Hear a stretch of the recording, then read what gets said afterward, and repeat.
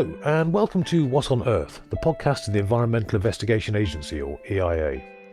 Unless you've been hiding out in a cave or deliberately avoiding the media, chances are you can't have missed a veritable deluge of climate change stories in the news recently, on the back of the UN CoP26 summit in Glasgow last month. But away from the hothouse fever of the event and the warnings of impending doom and the protests, what did CoP26 actually achieve? I'm Paul Newman, EIA's Senior Press and Communications Officer, and joining me today to take a look at the outcomes and to talk about what needs to happen next to make them a reality are climate campaigners Sophie Geoghegan and Kim O'Dowd. Welcome both, and thanks very much for taking the time to share your thoughts with us. Thanks for having us. Yeah, thank you, Paul. Now, Sophie, perhaps I can start with you, as you were EIA's person on the spot at the Glasgow conference.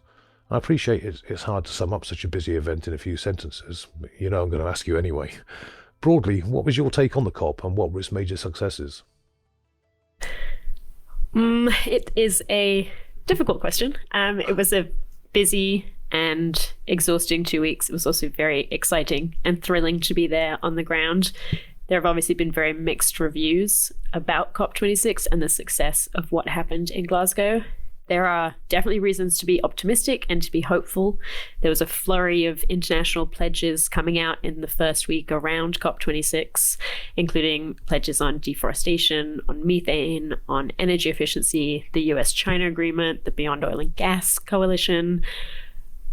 But those are kind of happening alongside COP rather than the actual outcome of COP26 itself, which is kind of, a lot more people have seen that as more of a failure in terms of watering down of language, the last stages from a phase out of coal to a phase down of coal, kind of the financing not quite being agreed on. A lot of the most vulnerable countries, once again, were asked to compromise for the sake of consensus and have walked away from another COP without the vital funding they need to address loss and damage and adaptation.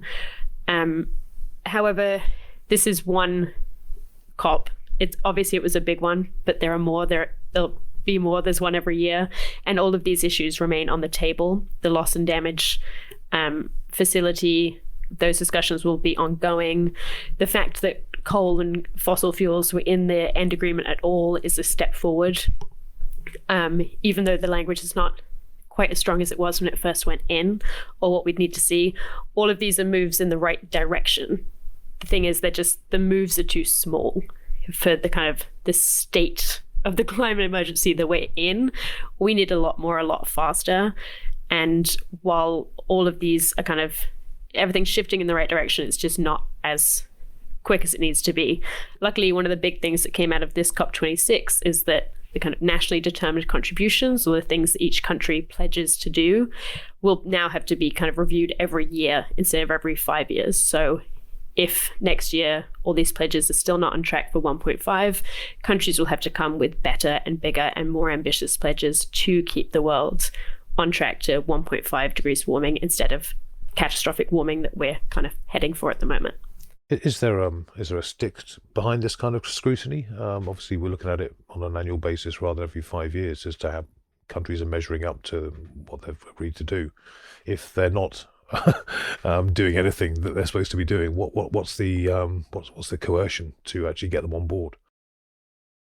I mean, it's difficult to get all countries to sign up to an international agreement, especially on climate, given that every country has a very different situation in terms of how they're being impacted by climate change, what their responsibility is. So all of these discussions and negotiations are kind of fraught with difficulty from the beginning. So a lot of the times we come down to like the lowest common denominator with the final agreement. There are some countries whose pledges are much more ambitious than others. And there are other countries whose the ambition needs to be ramped up massively. And there's a huge kind of divide between these different countries. They're not legally binding in the sense that these pledges are kind of maybe aspirational in a way. Not all of them have the kind of the planning in place as to how they'll reach these goals, especially for kind of net zero goals that are coming out now. the offset side of that and the actual emission reductions to get to that stage has not yet been worked out and is not in place. So in a sense, they are just pledges, so they can't be taken as kind of, these will definitely happen, this is how we will deliver net zero or deliver 1.5 degrees. It is more up in the air about that. Yeah. I think what will hold these countries to task is kind of public perception and the awareness of global civil society. And I'd say that's a huge success that comes out of COP26 this year. It raised a huge amount of awareness. Climate change was in the headlines and in the news for the full 2 weeks, and we saw some great, to an extent that we've never seen before, I suspect. Yeah, it was amazing. It's on more niche parts of the climate agreement. It's galvanized civil society. The marches were brilliant. The activism was inspiring. And so what actually happens at COP is very technical and full of jargon and really difficult to, not very accessible for most people. But what's going on in the sidelines and what goes on in the media and what goes on with the youth organizations, the indigenous groups, that is a huge part of kind of the COP conversation. I think there was a lot of success in that side of things. Yeah, it certainly seems to have been viewed with a lot more optimism than, say, the rather notorious Copenhagen COP a few years ago, where everybody couldn't agree a damn thing and everybody just walked away in despair at the end. This seems to have, although not everybody got exactly what they wanted, it does seem to have, as you say, raised a lot of expectations. It's put the issue on the agenda, and it's got I suppose, the scale and the scope of the climate crisis a lot more fixed in people's minds than before. Now, one of the EIA's newest areas of work in respect of climate change is methane, or more specifically, the methane emissions that arise from fossil fuel extraction and production, which I was staggered to find out are responsible for a whopping 25% of overall warming. Kim, could you tell us a bit about the issue and the response at COP26 to methane? Yeah, sure. First, maybe for a little bit of context on why EIA we decided to start a campaign on methane and why it's so important that it becomes a topic of discussion in international conferences such as COP. So, as you said, methane is responsible for 25% of the global warming of the planet, and it is 60 times more potent than carbon dioxide. And what we can find in the IPCC report is that if we want to limit global warming to 1.5, global methane emission must be reduced by 40 to 45% by 2030. And from those, we must reduce the entropic methane emissions, which comes from three sectors, the energy, the waste, and the agriculture sector. At EIA, we focus first on the energy sector because it has been identified as the main contributor to the rapid acceleration of atmospheric methane. So it was very urgent that we started talking about methane and taking measures on reducing those emissions. And I'd say that's what COP did. It put methane on the map, if I could say, because it has been for a very long time out of the public eye. What happened is that the US and the EU has launched the Global Methane Pledge at the very beginning of the COP, and it has been signed by more than 100 countries, which is great. It is the beginning of a very good conversation that we need to have. The pledge says that they're going to have the goal of reducing methane emission to 30% by 2030, which is by itself a problem because, as I said before, we need to reduce our emission by 40 to 45% by 2030. So the ambition is not there yet, but it is a first step, and it can be used as a tool to, in the years to come, actually reduce our methane emissions. How do you see the Global Methane Pledge itself becoming an efficient tool to tackle methane emissions? Obviously, it's at the initial stages now. It needs to, if you like, develop into a more functional instrument. How do you see that going? So, as I said, this initiative is a pledge. Sophie mentioned it before. It's pledges, it's non-binding, and most importantly, it's a global target. The nation that has signed along that pledge does not have targets themselves. And also we need sector by sector goals. For example, as I said, the energy sector has been identified as the one who contributes the most to rapid acceleration of atmospheric methane.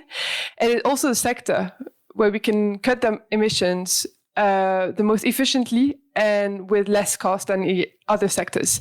So it'd be great to see in the upcoming discussion some real targets for those sectors and how we can do that. And at EIA, we've been starting to create such a tool where we would have measures on how to measure methane emission and mitigate them, but also create some financial tools that could be shared between different countries and also coordinate the different instruments that exist to this day to reduce methane emission. Also, of course, we will need more countries to sign along. 100 countries have signed, which is great, but major emitters, such as Russia or China, didn't join the pledge, at least for now, which is a sign that we still have work to do on that. Okay, so the pledge was announced in the context of the upcoming European Union methane regulation. How is the pledge actually going to influence the work of the EU?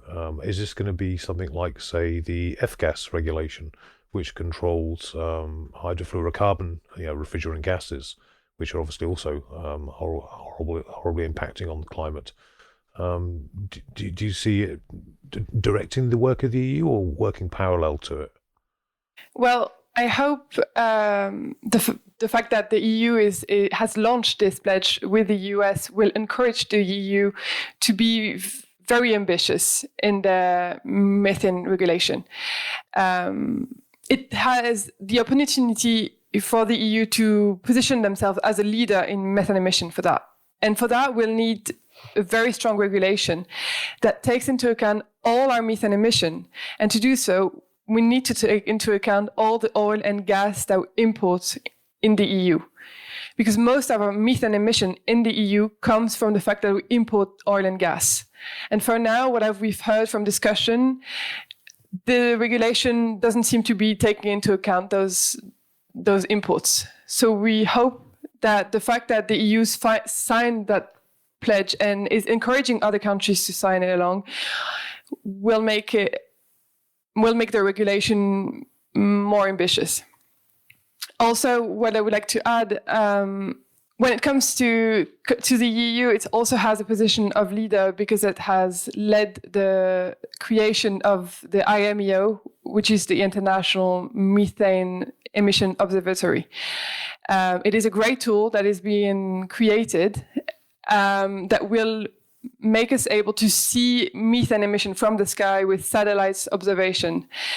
Those initiatives has to be supported by other countries and by financial means, obviously, but also by technical means, because satellites are the future when it comes to methane emissions. They'll make the work of the industry to spot the emissions way more easily. It is an amazing tool to reduce our methane emissions. Sophie, it's widely agreed in scientific circles that if we're going to avoid a catastrophic future of climate chaos, complete with failing crops and mass migration and global upheaval and conflict and all the horrible Pandora's box of tricks that go along with that, then the world needs to limit the average temperature rise to 1.5 degrees C. How likely is that goal still after COP26? Have we got a chance of getting there? Have we left it too late? Hopefully we haven't left it too late. Has COP26 done enough to keep us below 1.5 by itself? No. Has it done enough to keep us below 2 degrees warming? Probably not. There's still a lot that is needed. There's a lot more work to do. But the good news is that the kind of temperature trajectory we were on is starting to come down. Before COP26, the UN emissions gap report put us on track for 2.7 degrees of warming, catastrophic warming. That's based on the national climate pledges and other mitigation measures that were available when that study was done. And that's come down from, I think, 3.2 degrees last year during COP26, the IEA rejigged and reran their models based on the methane pledge and the new nationally determined contributions, the new national pledges coming into COP26. And they came up with a big, great number that if all of these were stuck to and actually followed through with, we're on track for a warming of 1.8 degrees. Everyone clapped, everyone cheered, everyone was psyched. This is great news. We're finally below that 2-degree threshold that is so key. And then later on in that week at COP, the kind of skepticism grew, which of course it should. The IEA model is based on absolute kind of following the rules. Every single NDC is successful and on time. The methane pledge does what it says it will do when it says it will do it, and will probably do more. All of this is very blue sky thinking. So the Carbon Action Tracker then came out and said, well, it's a very rosy picture. It's not very accurate, though, and this is based on very long-term kind of pledges with very little substance in the near term. So actually what we're going to be seeing is 2.4 degrees of warming. It's down from that 2.7, but it's still above 2, and it's still, therefore, potentially extremely catastrophic. Yes, it's not really what we're looking for, is it? No, and like you said in your question, the kind of mass migration, failing crops, these are all parts of kind of ecosystems failing. When you hit that 1.5 and go over it to 2 degrees, you're at risk of then kind of setting off climate tipping points, which will then tip off each other, and it creates this domino effect of kind of disaster, essentially.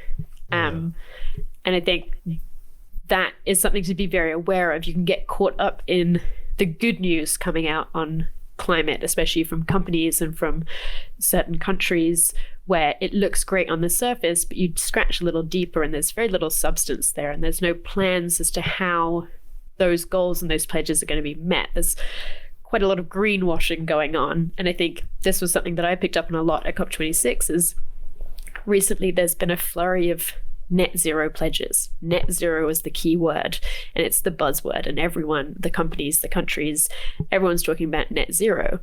But a lot of companies in particular, I'm not so sure about the countries, but they don't really have plans to reduce their emissions up until 2050.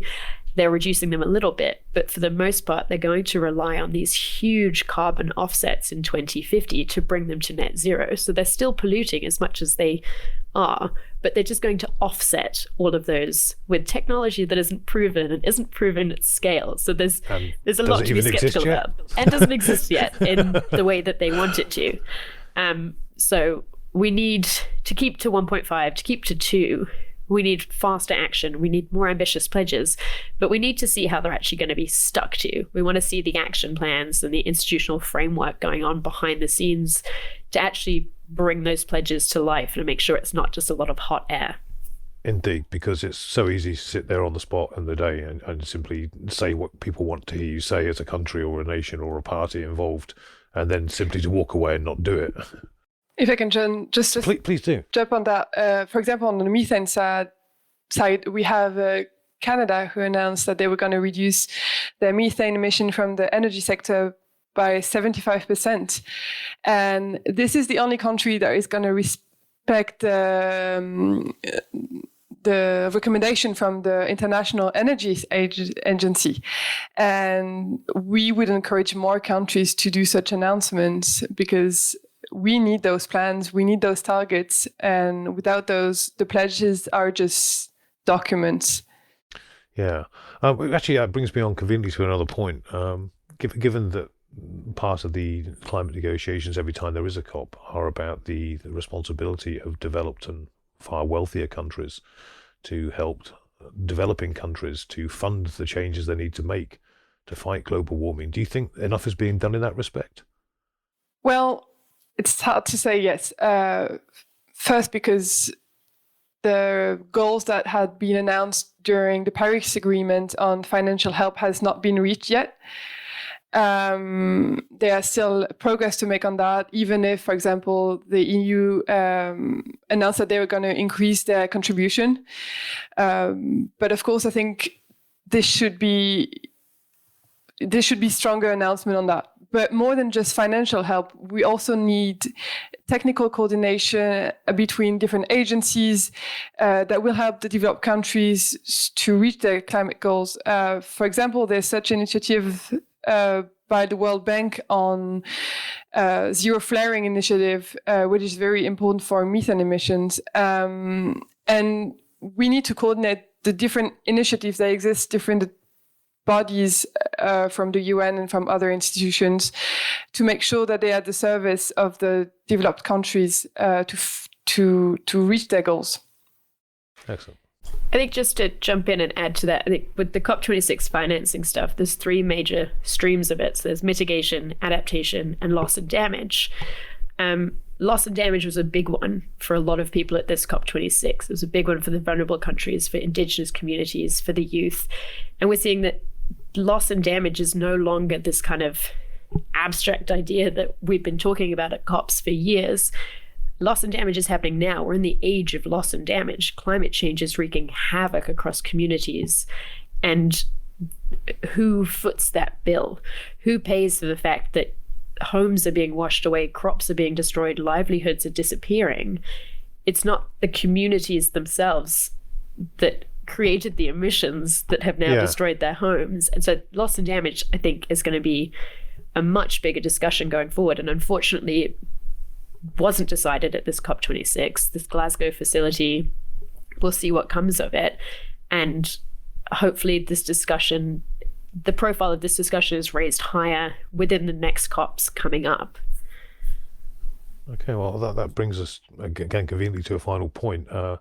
The dust has barely settled on COP26, and yet we're already planning for COP27, which is, 11 months away in Egypt next November. What do you both think needs to happen between now and then for the next big climate summit to actually be the success that we ideally wanted this one to be, and probably need that one to be? I think it's going to be interesting. So far, mostly like every 5 years, there's an important COP, and that's the one that captures imagination, and that's the one that's in the news. I think going forward, every single COP is now going to be important. Every single COP is going to be a big COP.